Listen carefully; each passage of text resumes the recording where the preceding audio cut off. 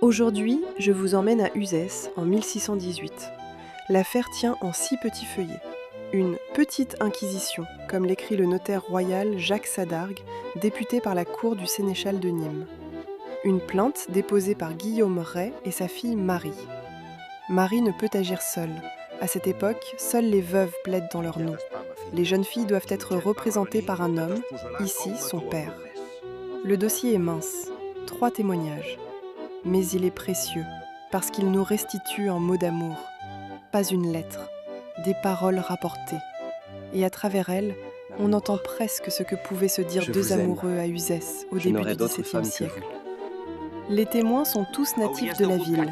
Jacques Barton, boulanger, André Laurent, cordier et consul, 50 ans, et Charles Duplan, autre boulanger, 25 ans.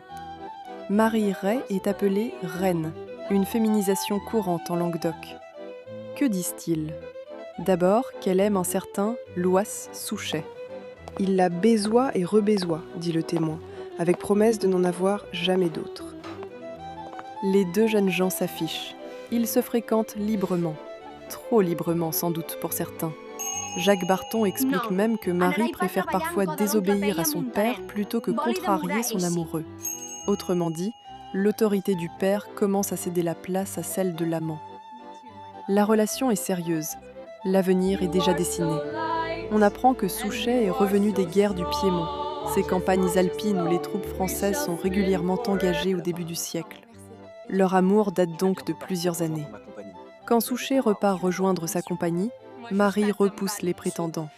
Elle répond que c'est en vain. Si Dieu permet le retour de Souchet, elle n'en aura jamais d'autre.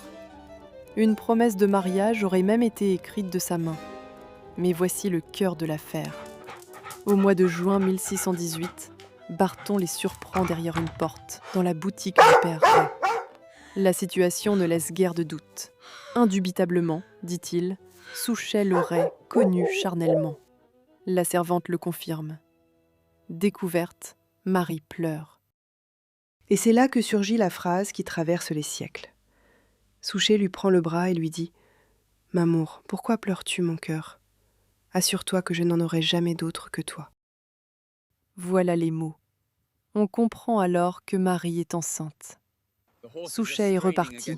Les langues se délient. Uzès bruisse. Le consul confirme. Les deux jeunes gens se comportaient comme promis. Baisers et caresses en public. Duplan ajoute qu'ils étaient ordinairement ensemble. Cela peut surprendre dans une ville marquée par une forte présence protestante. Mais les sources montrent que les jeunes disposent d'une certaine latitude, tant qu'un mariage vient réparer l'écart.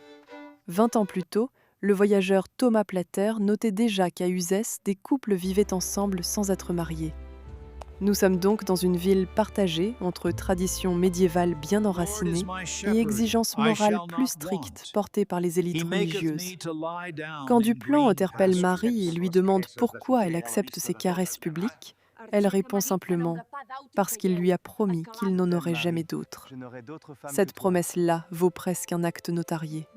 Elle traverse les siècles. Elle est la déclaration d'amour par excellence. Nous ignorons si Souchet est revenu pour épouser Marie.